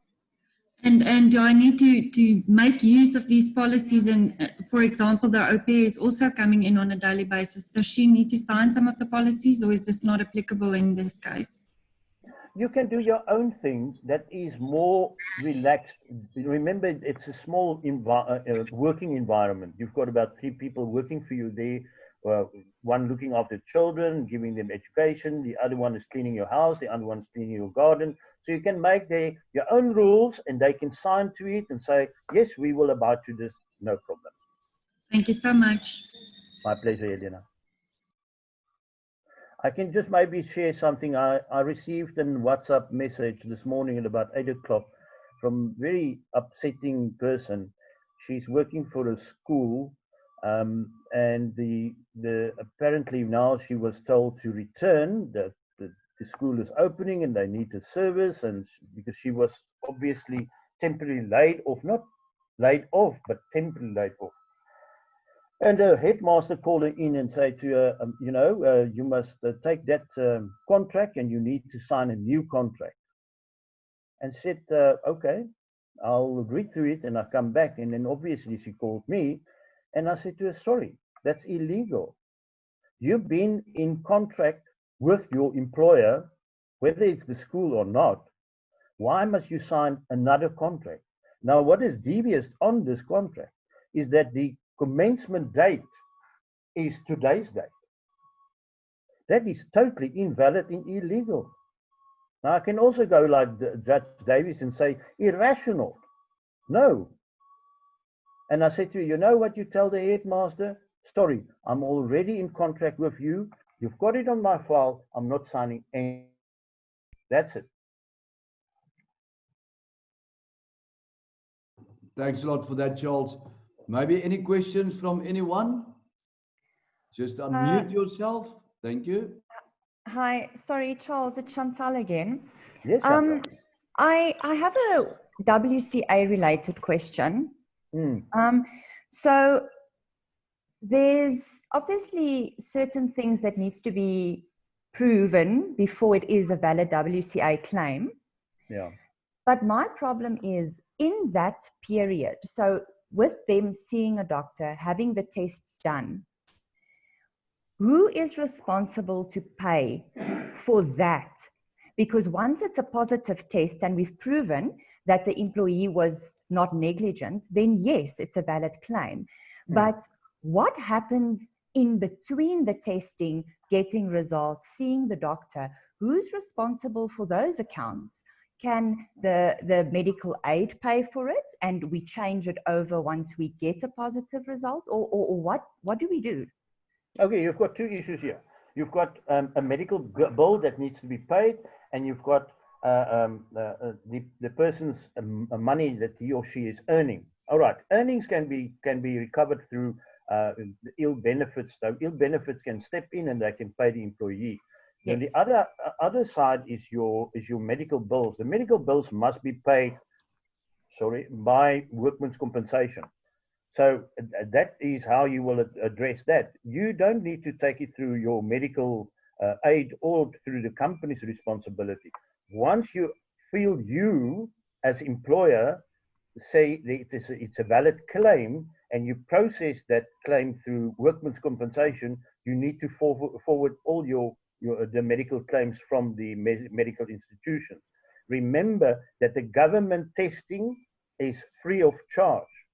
Only when you go privately testing, you will pay between 350 to 850. Yeah, I think this scheme is 850.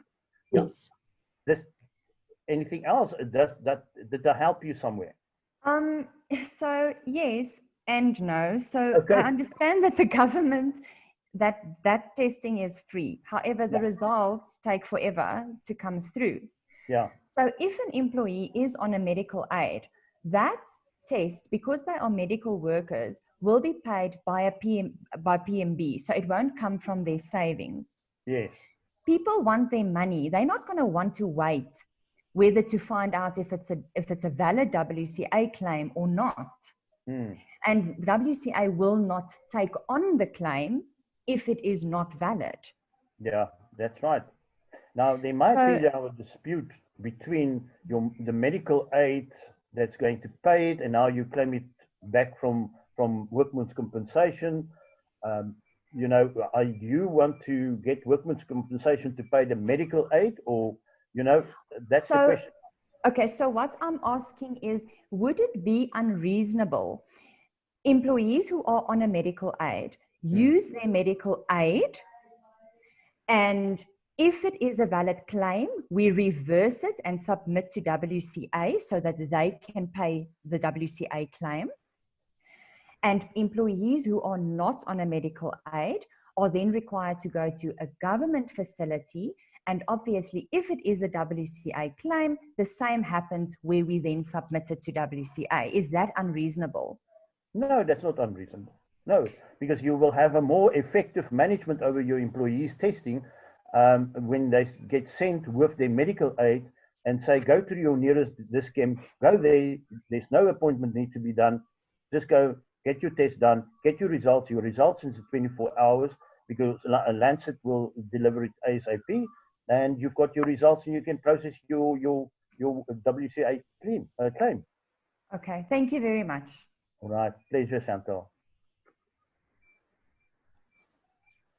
Thanks a lot for that, Chantal and Charles.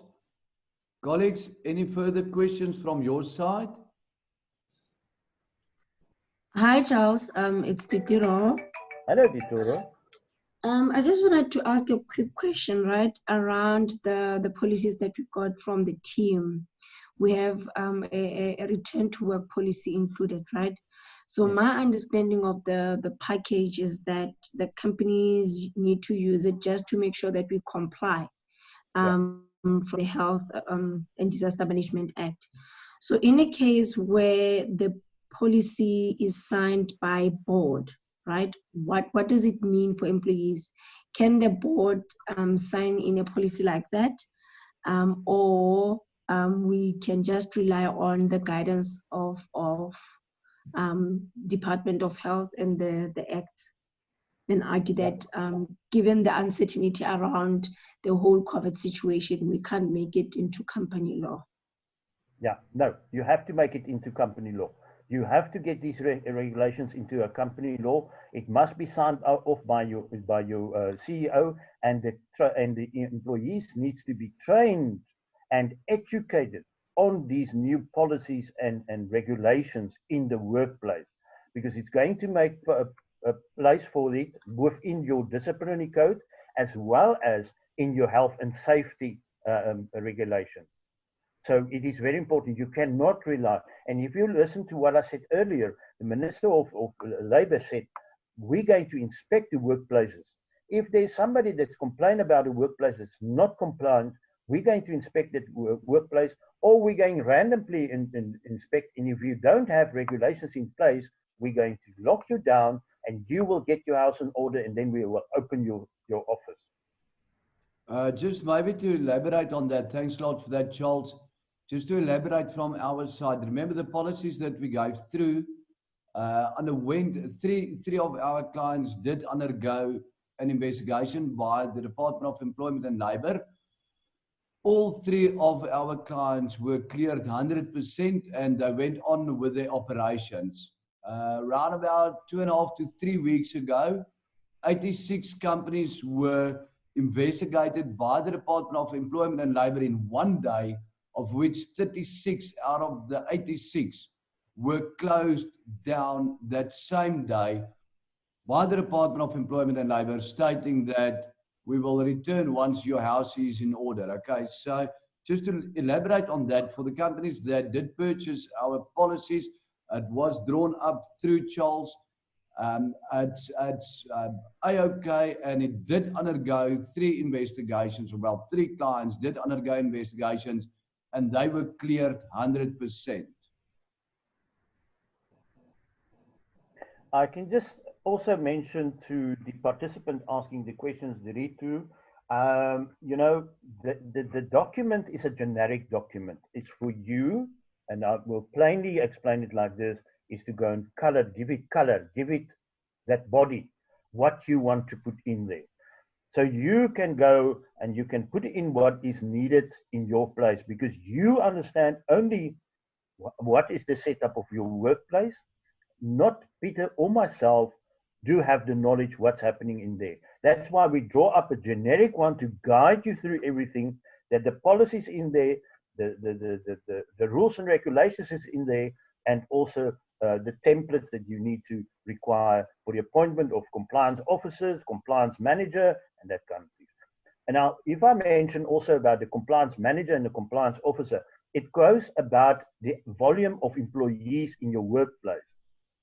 If you are a fabric, a factory, or you are something like a big, huge organization where there is more than 50 employees, or they're working in different premises, you will have obviously your compliance officers in the other places, and then a manager that is looking after these compliance officers, that they are seeing that the employees are all compliant with your rules and regulations. So that is the reason for a manager. But the smaller the size, and if it's less than 10 people in the workplace, you will relax from that policies, but you will still must have something in place. So when Department of Labor is coming, they're not going to tell you, oh, we've got a perfect plan for you, here it is, apply it. They're not going to do that. They're going to lock you down and say, we open you up when you are in order. That's it. Thank you for that, Charles. Any further questions from any one of the delegates remaining here? There's 84 companies still in this meeting. I've got a question here, Charles, from the Tiro. Hi, Peter. Just to confirm, who signs the policy? Is it the CEO or the board of directors? Oh, obviously, it will be your CEO. You don't have to have the whole board of directors. You can have even your human resource director can sign it off. But normally it's the CEO, or the CEO will then give the power to the human resource director or any other director to say, you have the authority to sign off this when you're happy with the drafting of the rules and regulations and policies, and also the implementation thereof. Then you can sign it off and see that everything is done and it's 100%. Thanks for that, Charles. Just to clarify, are there any more questions from any one of the delegates? Feel free to unmute yourself and ask your question. Peter, I've got a question. It's for Charles. Obviously, the minister has now announced that self-isolation is going to be seen as sick leave, but the regulation hasn't been published. Is there any news as to when that regulation will come out? I don't know if there's going to be anything like that. He said you must apply your sick leave to self-isolation from day one. And that was said by the minister. So what the minister is basically saying is that you must go back to the basic condition employment or the sectoral, which regulates your sick leave, and to say they must use these sick leaves up until they are diagnosed with the virus, and that will be constituted as sick leave. Yeah, it's causing quite a bit of confusion under employees, because if you're going to self-isolation, currently what we've got, if you're not booked off, it's not seen as sick leave, and then I see it as the illness benefit that the option that you have is the illness benefit. But unfortunately, if you work with wages, you have to put on your payroll unpaid leave, obviously, and then you apply via illness benefits. So I think there's a huge misunderstanding, as the unions even told the people they're entitled to sick leave if they go into self-isolation. Well, it depends on the company's policy also, how you want to approach this, because you do have the right as an employer to apply for ill benefits or to honor sick leave. Yeah. Now, to apply for ill benefits and to keep the sick leave, like you mentioned about your payroll, I do agree, and I hear what you are saying. First of all, the sick leave, you first have to get a sick certificate before you can say it is now sick leave. And you still need that sick certificate to apply for ill benefits also, because you have to substantiate your application.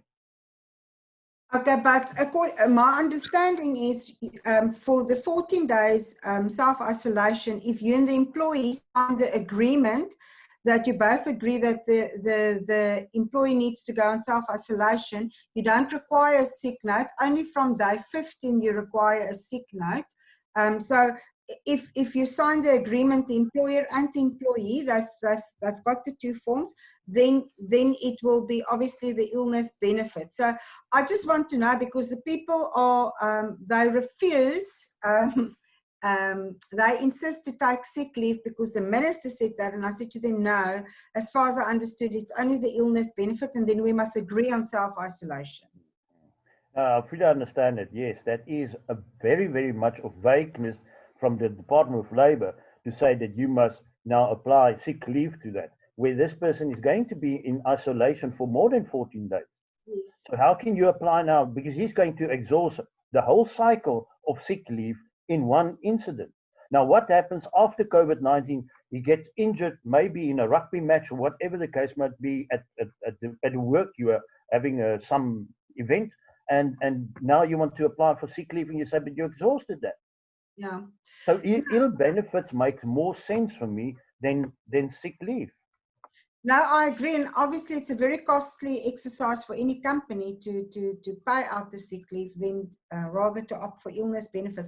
But it's also becoming, I think, a major administrative nightmare for HR to apply for each and every person. Because I mean, you've got, like, I've got a factory. It's a lot of people being sick all the time. Yeah, I hear what you're saying, and I've got a huge respect for that. I don't know if you in the HR department there or you payroll, but I know the responsibility is hugely on your shoulders to make sure that your application is correct and accepted by UIF. And that's sometimes also a nightmare. Yeah. Okay, thank you. All right. Charles, thank you very much for that.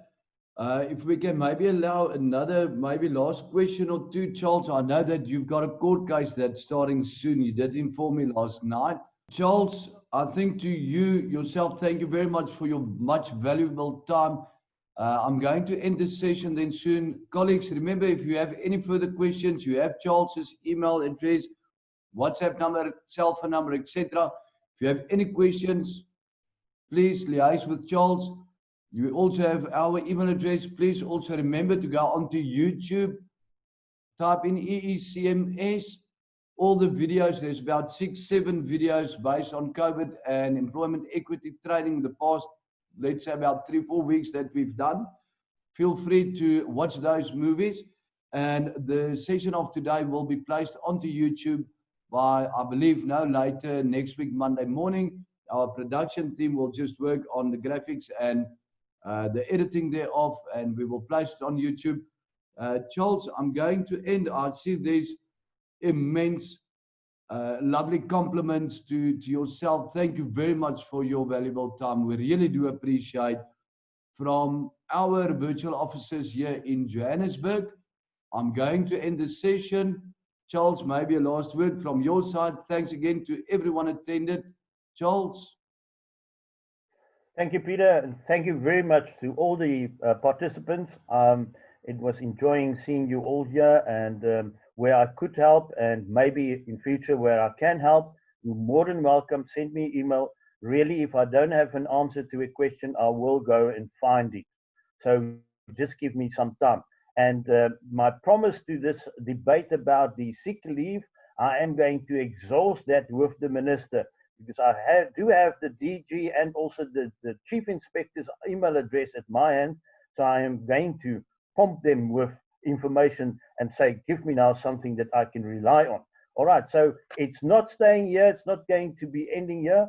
And yeah, and look at the court cases. I will keep Peter also posted. And I don't know if you're going to announce another session sometimes, Peter, but I think it's not going to end here. I see there's a lot of development that's happening in the COVID-19 session. Thanks a lot for that, Charles. Yes, we will definitely keep everyone posted. Thank you very much. Have a good day. Take care. Be safe. Thank you very much, Charles. Thanks to everyone attending. Have a good one. We'll keep you posted. Thank you. EECMS is introducing the first virtual employment equity compliance solution by taking your consultant online. Clients are no longer required to conduct face-to-face meetings with our consultants. Our virtual solution will allow clients from around the globe to interact, consult, and train with their respective consultants from the comfort of their own desk. With our web-based compliance services, your employment equity solution submissions and consultations will stay compliant as per the requirements of the Act, no matter where you are based. No more traveling or boardroom bookings. We bring the service to your desktop. Conduct conference calls with remotely based colleagues and superiors during the consult. Share live documents or screens to all attendees and consultants for brainstorming or clarification sessions. Audio-visually record meeting discussions between yourselves and the consultant for references and notes. Join the web-based consultancy services today and comply with your employment equity services from the comfort of your own desk. Speak to your consultant for more information or contact our information center for details on the services rendered. EECMS, your virtual employment equity compliance management service. EECMS utilizes an online tool to ensure full and total EE compliance as per the amended Act. We ensure that you are in full compliance with the Employment Equity Act. We do it all. You just need to connect with us as we aim to become your go-to guy. We meet and consult via our virtual solutions. We implement the Act, and you achieve compliance. Employers with over 50 employees, agriculture over 6 million turnover, mining over 22.5 million turnover, manufacturing over 30 million turnover, electricity, gas and water over 30 million turnover, construction over 15 million turnover, retail and motor over 45 million turnover and more. Eliminate penalties. Increase a triple BEE score, forming a sense of belonging to employees. Effective transformation. And promoting diversity. We submit the EEA2 and EEA4 reports on behalf of our clients, after approval thereof by the CEO or accounting officer. EECMS has a Level 4 broad-based Black Economic Empowerment rating. Our clients therefore qualify for 100% recognition when procuring from us. Our CEO has been involved in various marketing and communication entities. We have various EE specialists, including a compliance auditor with 3 years' experience at one of the Big 4 auditing firms. Our team has been involved in 62 DG reviews from 2017 to September 2019, with a 100% pass rate of companies not being referred to the Labour Court. Submissions of reports are done by a number of experienced data capturers, and we have a staff complement to ensure the successful submissions of all our clients. We currently serve more than 160 companies who employ anything between 6,000 to 12,500 employees. Our client base includes private companies, listed companies, close corporations, non-profit organizations, educational institutions, and government. Clients' annual turnover ranges from very little to more than 1 billion rand, and we have a client base throughout South Africa. EECMS, your virtual employment equity compliance management service.